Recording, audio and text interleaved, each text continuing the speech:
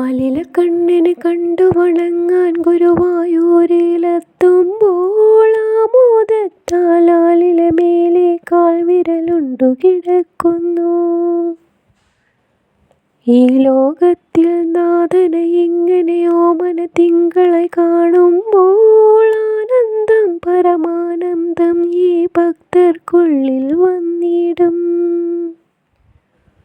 പൊന്നോമൽ തിരുരൂപത്തെയും കണ്ടു തൊഴുതു മടങ്ങുമ്പോൾ വീണ്ടും കണ്ണനെ കണ്ടിടാനായി ആർത്തിയും അങ്ങനെ കൂടുമ്പോൾ ഉലകമിതെല്ലാം മൂന്നടി കൊണ്ടു മളന്നൊരു ബാലകവാമനനെ പലവുരിയുരുവിട നിന്നാമത്തിൽ ഒരു വിളി കേൾക്കൂ നായകനെ.